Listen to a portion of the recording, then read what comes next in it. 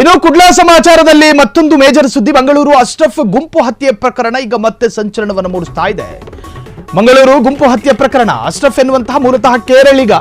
ಆತನನ್ನ ಒಂದು ಗುಂಪು ಹತ್ಯೆ ಮಾಡಲಾಗಿತ್ತು. ಮಂಗಳೂರಿನ ಕುಡುಪಿನಲ್ಲಿ ಏಪ್ರಿಲ್ 27ರಂದು ನಡೆದಿದ್ದ ಅತಿ ಭಯಾನಕ ಪೈಶಾಚಿಕ ಗುಂಪು ಹತ್ಯೆ ಅದು.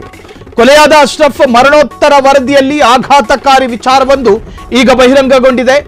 ಅಶ್ರಫ್ರನ್ನ ಕ್ರೂರವಾಗಿ ಬಡಿದು ಕೊಲ್ಲಲಾಗಿದೆ ಎಂಬ ಶಾಕಿಂಗ್ ವಿಚಾರ ರಿವೀಲ್ ಆಗಿದೆ.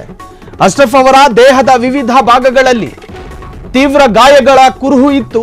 ತೀವ್ರ ಹಲ್ಲೆ ಕಾರಣ ಅಶ್ರಫ್ ಕಪಾಳದಲ್ಲಿ ಊತಗಳು ಕಾಣಿಸಿಕೊಂಡಿತ್ತು.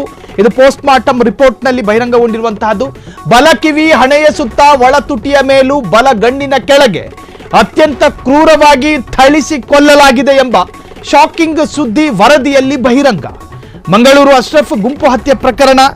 ಈ ಕೊಲೆ ಪ್ರಕರಣವನ್ನ ವಿವರಿಸಬೇಕಾದರೆ ಈ ಕೊಲೆ ಮಾಡಿದ್ದು ಮ್ಯಾನ್ ಬುಚ್ಚರ್ಗಳು, ಮನುಷ್ಯರನ್ನ ಕಡಿದು ಕೊಲ್ಲುವ ಒಂದು ಸೈತಾನ ಸಂತತಿ ಅಲ್ಲದೆ ಇನ್ಯಾರು ಕೂಡ ಈ ಕೃತ್ಯವನ್ನ ಮಾಡೋದಕ್ಕೆ ಸಾಧ್ಯ ಇಲ್ಲ.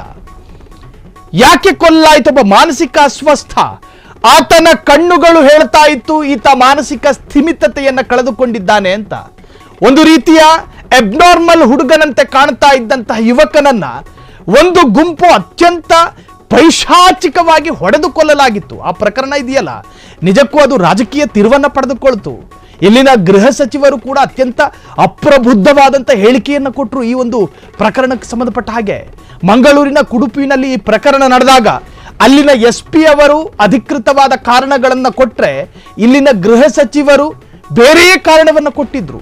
ಸೊ ಆ ಕಾರಣದ ಮುಖಾಂತರವಾಗಿಯೇ ಗೃಹ ಸಚಿವರ ವಿಶಾಲವಾದ ಪ್ರಬುದ್ಧತೆ ಸಮಾಜಕ್ಕೆ ಅರ್ಥ ಆಗಿತ್ತು.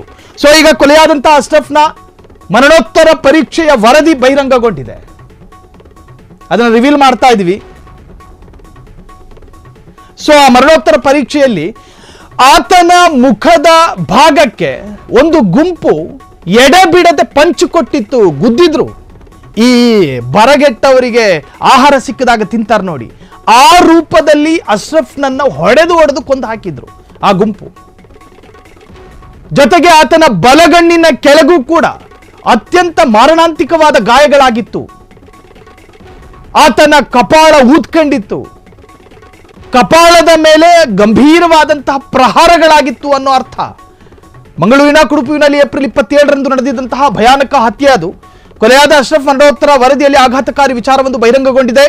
ಅಶ್ರಫ್ರನ್ನ ಕ್ರೂರವಾಗಿ ಬಡಿದು ಕೊಲ್ಲಲಾಗಿದೆ ಎಂಬ ಶಾಕಿಂಗ್ ವಿಚಾರ ರಿವೀಲ್ ಆಗಿದೆ. ಅಶ್ರಫ್ ಅವರ ದೇಹದ ವಿವಿಧ ಭಾಗಗಳಲ್ಲಿ ತೀವ್ರ ಗಾಯದ ಕುರುಹುಗಳು ಪತ್ತೆಯಾಗಿದ್ದು, ತೀವ್ರ ಹಲ್ಲೆ ಕಾರಣ ಅಶ್ರಫ್ ಕಪಾಳದಲ್ಲಿ ಊತ ಕಾಣಿಸಿಕೊಂಡಿದೆ. ಜೊತೆಗೆ ಬಲ ಕಿವಿ, ಹಣೆಯ ಸುತ್ತ, ಒಳ ತುಟಿಯ ಮೇಲೂ, ಬಲ ಗೆನ್ನೆಯ ಕೆಳಗೂ ಏಟು ಬಿದ್ದ ಗುರುತುಗಳು ಕೂಡ ಆ ರಿಪೋರ್ಟ್ನಲ್ಲಿ ಬಹಳಷ್ಟು ಸ್ಪಷ್ಟ. ಅತ್ಯಂತ ಕ್ರೂರವಾಗಿ ಥಳಿಸಿ ಕೊಲ್ಲಲಾಗಿದೆ ಎಂಬ ಶಾಕಿಂಗ್ ಸುದ್ದಿ ವರದಿಯಲ್ಲಿ ಬಹಿರಂಗಗೊಂಡಿದೆ.